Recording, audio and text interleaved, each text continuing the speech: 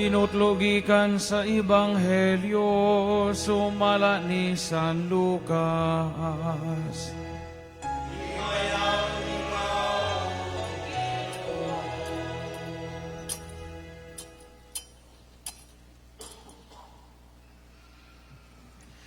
Usa kahigayon ni ana may daghang mga kobrador sa buhis ug mga makasasala nga miadto kang Hesus aron pagpamati kaniya. Unya ang mga Pariseo ug ang mga magtutudlo sa balaod nagbagulbol nga nag-ingon. Kining tawhana nag-abi-abi sa mga makasasala ug nakigsalo pagani kanila. Tungod niini misugilon kanila si Hesus ug usa ka sambingay. Si Hesus mipadayon sa pag-ingon, dihay usa ka tawo nga may duha ka anak nga lalaki. Usa ka adlaw ni ana ang manghod miingon sa iyang amahan, tay, hatagin ako sa akong bahin sa katigayunan. Busa gibahin sa amahan ang katigayunan tali sa duha niya ka anak. Tapos sa pipila ka adlaw, gibaligya sa manghod ang iyang bahin og milangyaw siya sa layong dapit, diin giusikan niya ang iyang salapi sa mga kahilayan, hangtod nga nahurot ang tanan. Unya miabot ang usa ka dakong gutom niadtong dapita og gihatod siya ngadto sa pagkawala gayoy nahot. Busa mialagad siya sa usa sa mga mulupyo niadtong dapita ug gipadala siya ngadto sa iyang uma aron pag-atiman sa mga baboy. Tungod sa kagutom buoton ta siyang mukaon sa bunga sa kahoy nga gilawog sa mga baboy apan walay mihatag kaniya. Sa katapusan nakaamgo siya sa iyang dakong sayop ug miingon siya, nagsubra ang pagkaon sa tanang sinuhulan sa akong amahan. Apan ako aniya hapit na mamatay sa kagutom. Busa mo pahawa ako nining dapita ug mopauli ngadto sa akong amahan ug sultihan ko siya. Tay, nakasala ako sa Dios ug kanimo. Dili na ako angay tawgon nga imong anak. Isipan na lang ako nga usa sa imo mga sinuhulan. Busa milakaw siya og mipauli ngadto sa iyang amahan. Apan layo pagani kaayo siya sa ilang balay, nakakita na ang iyang amahan kaniya. Naluoy siya sa iyang anak og midagan pagtagbo kaniya, ug unya migakos og mihalok kaniya. Ang anak miingon sa amahan, tay, nakasala ako sa Dios ug kanimo. Dili na ako angayng tawgon nga imong anak. Apan ang amahan mitawag sa iyang mga sulugoon, dali, miingon siya. Dadangari ang labing maanindot nga bisti ug isulob kaniya. Sulobi usab og singsing ang iyang tudlo ug sapatusi siya. Ug kuhaang linamin nga nating baka ug ihawa kay magkumbira kita. Kay kining akong anak namatay na apan karon nabuhi, nawala siya apan karon hikaplagan na. Busa gisugdan nila ang kumbira. Niining higayuna dito sa uma ang anak nga maguwang. Sa iya nang pagpauli og sa diha nga duol na siya sa balay, nabati niyang huni og ang panagsayaw. Busa iyang gitawag ang usa sa mga sulugoon ug iyang gipangutana, nagunsa man kamo diha? Mitubag ang sulugoon, ang imong manghod mipauli na ug ipaihaw sa imong amahan ang linami nga nating baka tungod kay mahinahiuli na nga maayog lawas ang imong igsuon. Nasubo pag-ayo ang maguwang nga midumili siya pagsulod sa balay. Busa migula ang iyang amahan og giamaman siya aron musulod. Apan mitubag siya, tay, hunahunaan ragod, sulod sa daghang mga tuig nagsilbi ako kanimo, ingon sa usa ka ulipon, apan wala ako makasupak sa mga sugo, bisan makausa. Apan unsa may imong gihatag kanako, wala gayod. Bisag kanding nilang unta aron maglipay ako uban sa akong mga higala. Apan kanang imong anak nga nag-usik-usik sa tanan mong katigayunan, apan sa mga dautang babae o sa iyang paghiuli, imo hinong gihawan sa linamin nga nating baka? Ang amahan mitubag, dong, ikaw kanunay uban kanakog imo ang tanan kong katigayunan, apan kinahanglang gayod nga magkumbira og maglipay kita. Kayang imong igsuon namatay na og karon nabuhi, nawala siya og karon hikaplagan na. Ang Ebanghelyo sa Ginoo.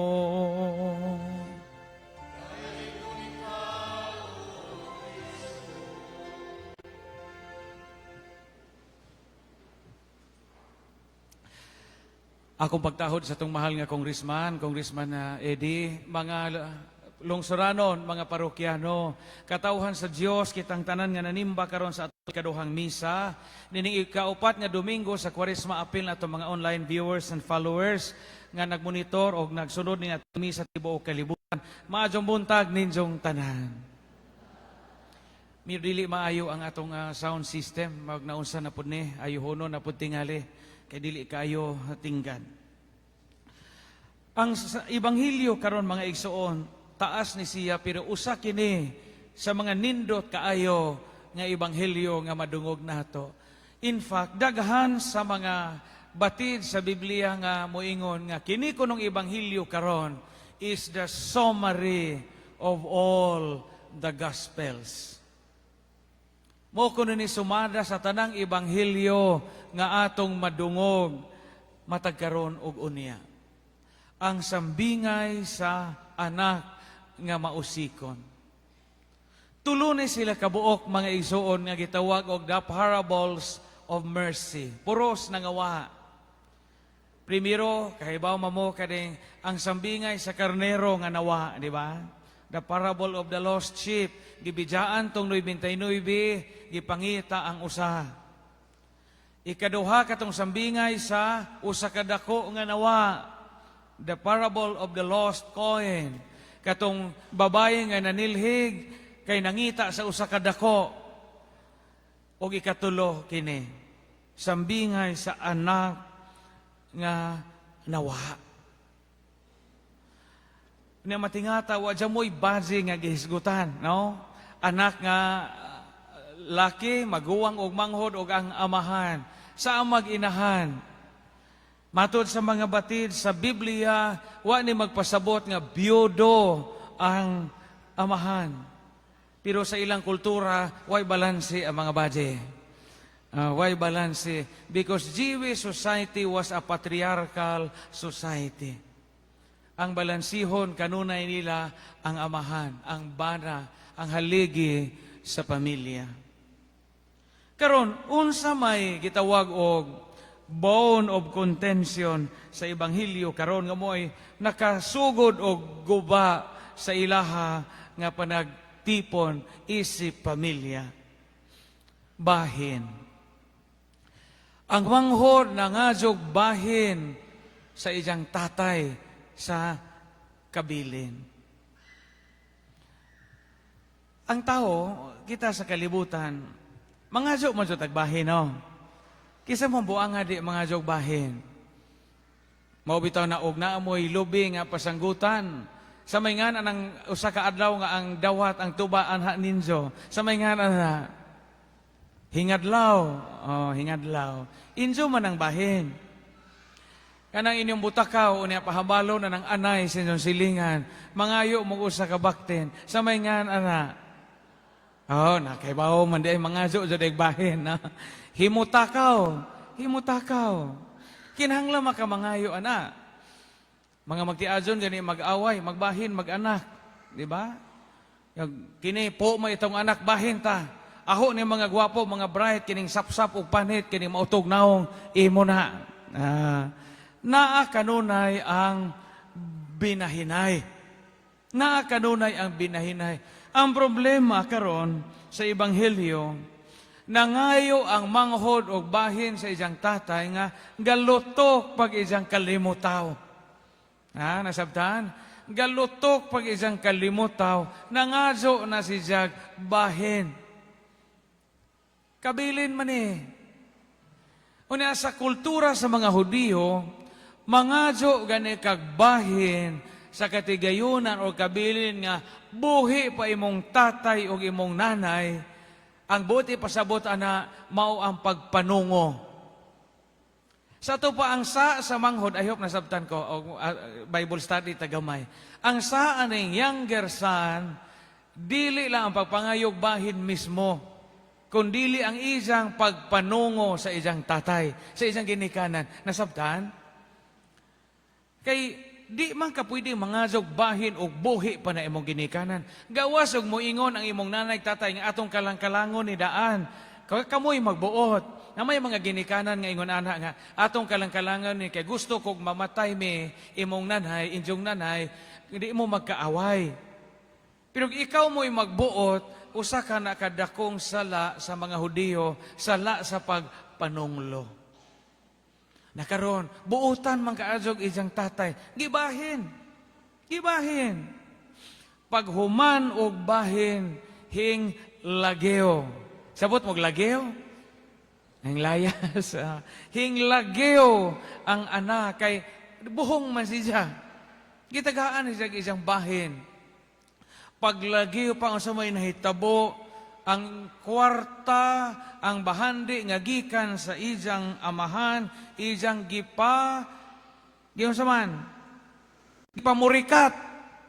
Gipamurikat na bito dinhi uban sa daotang mga babae.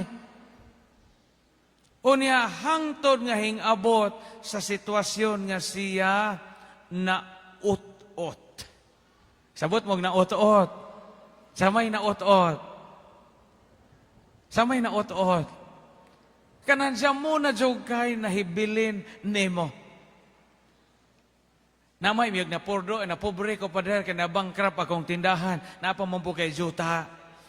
Kanang na ut-ot, kanang diyan muna jud kay nahibilin sa imong kaugalingon. Hapit na kadi na ka sinina, diyan muna kay tinigom, diyan muna nahibilin nimo. Maunay na ut-ot. Una giunsa paghulagway sa ebanghelyo ang iyang pagkaut-ot, hapit na siya mulao, mukaon sa laog sa mga baboy. Una imagine ang mga Hudiyo, di gud mga og baboy. Una siya bisag laog og baboy, iya na lang kanon. So first leksyon sa ebanghelyo karon, og mobija juta sa Dios, magkamuritsing zoning atong kinabuhi. Muna'y unang pagtulunan sa ebanghelyo karon. Bahala og daghan ta usahig mga kasaypanan, daghan tag mga bikil sa atong kinabuhi, daghan tag mga kahuyangan, adjaw og talikod og Ginoo. Kay mo talikod ganita sa amahan, mubidya ta sa bay sa amahan, mubidya ta sa Dios, maut-ot og di magkadimao ning atong kinabuhi. Muna'y primerong leksyon. Kahayahay sa iyang kinabuhi, unja sa kahayahay sa iyang kinabuhi, iya magituso nga mo palazo siya, naut-ot siya. Iya na, bito po'y mahitabo, di ba? Sa konkrito nga dagan sa atong kinabuhi, makadungog tag mga kasinatian, mao gihapon, kining inahitabo sa ebanghelyo karon, mahitabo po ni sa lain-laing panahon sa atong mga igsuon o di baka kanato. Daghan sa itong mga anak nga di magtarog eskwela. Unya, buhong sa pag-eskwela. Gipa-enroll na itong mahalong eskwelahan. Sila man so di magtarong. So, kinsa may naot-ot. Kita, o sila, kita, parihas ta sa amahan nga gihatag na tuutanan. Mga bana o mga asawa, ubiya mo sa inyong kapikas, mangita kinta mo kwartahan, mangita mo og daghag sapi pero wa tinuod, di tinuod nga nahigugma ninjo. Sa may mahitabo, bijaan raman gihapon mo. Labi na og ang giapas imo rang kwarta, imo rang ang giapas imo rang sakyanan, og ka inikawa ana og masakit na ka, bijaan ra ka. Muuli gyapon ka sa imong original nga asawa nga bisag way iles, bisag way hilamos, bisag bahong ilok pero tinuod nga nahigugma nimo. Basta mo bija ta sa mga tao nga tinuod nga nahigugma nato, wa kita maayong kapaingnan. Mga asaw jud bijain ang mga tao nga tinuod nga nahigugma ninyo. Ato mga ginikanan, atong mga kapika sa kinabuhi, atong mga anak nga naning kamot, nga makahatag sa ilang kaugalingon, makapaambit sa ilang bahandi, nga di kanato. Adyaw-jog talikdi ang mga tao nga tinuod nga gamahal nato. Kay ato ng buhaton, wa tay maadyo nga kapaingnan. Sunod, kay naut-ot naman ang anak, wa naman siya mahimo. Di ingon siya og muli ko sa amo. Hapit ko mamatay sa kagutom dinhi unsa dito sa bahay ni tatay daghang kaon. Muli ko sa amo. Napiskay ra ba kaadyo tan-awon og imong imaginon ang istorya kay karon, di ba? Giingon din sa ebanghelyo karon, ladyo pa ang anak, nakalantaw na ang iyang tatay niya. Unsa may buti pasabot ani? Imong imaginon, kada buntag, kada adlaw, ang amahan gasigi og lantaw-lantaw. Murabag ang bay kintaan ni nilaw na adinhe, ang tatay gasigi nitog tan-aw diha sa infirmary. Ano sa baka mouli ahong anak? Gasigi na tog lantaw-lantaw aning plaza, ug basin og naay padung aning mauna naghong anak, kanunay si siyang gahuwat. Kanunay si siyang paabot. Unsa pag-uli pa jud mo ning nasuko ning maguwang, pag-uli pa jud kay primero gisuutan man si siya og sing-sing. Unsa may buti pasabot pag ingon nga sing-singi na? Ingon man nag-anak nga manghudtay, adyaw na kog ang kuna nga anak. Ingon ang tatay, sing-singi na. Buti pasabot nga, ang sing-sing is a sign of ownership. Gipanag-iya gihapon ang anak nga manghod sa iyahang tatay. Mo bitaw mga kamo mga minyo, naamoy mga wedding rings. Napa ba yun sa mga wedding rings? Basi giprinda ninyo gibayad sa TSKI or unsay yung mga utang. Asaw iprinda ninyo yung wedding ring bisag makaapiki mo. Kay sign of ownership na siya. Isuot na kanunay ninyo, aron og naay makakita ninyo, but ipasabot nga, naa na mo'y tag-ija. Isuot na, bisag asa mo mulakaw.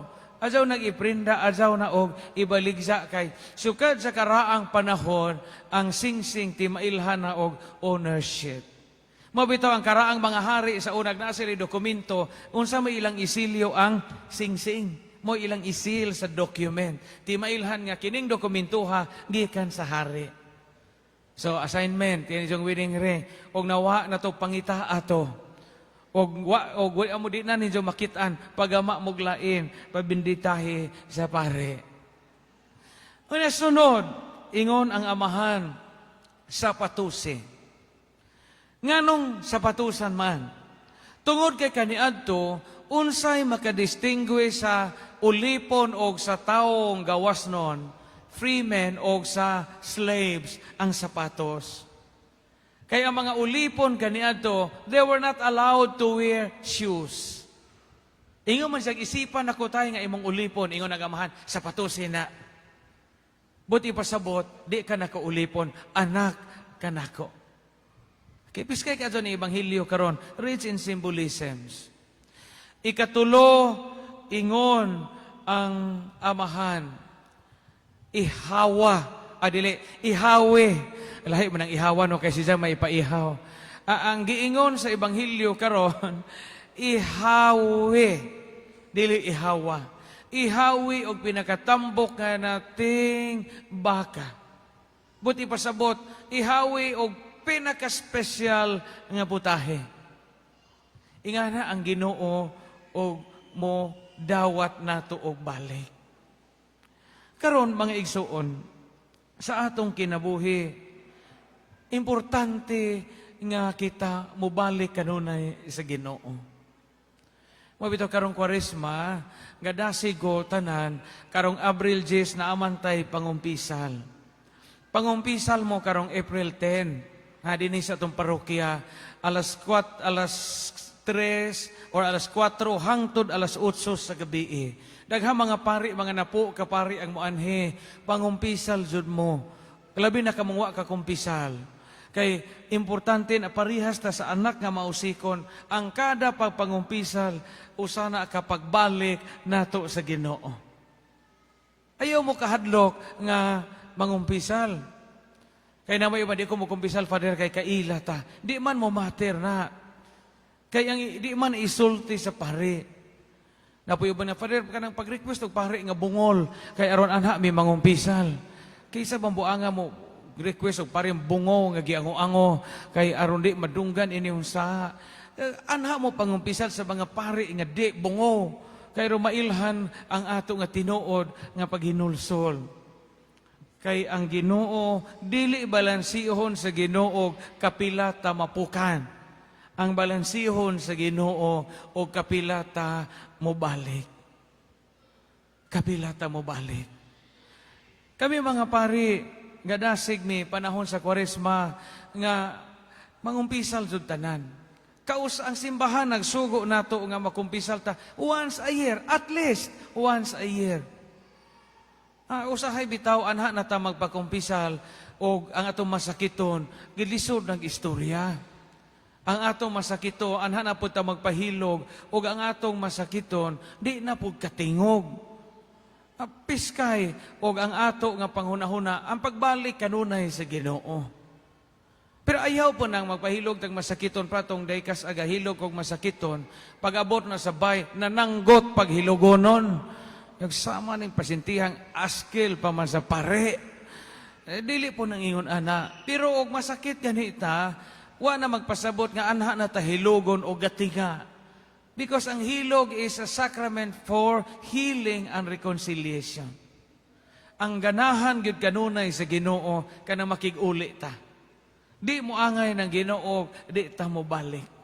So maningkamot ang makabalik kanunay sa mga panahon nga kita hinglakaw gikan sa balay sa amahan.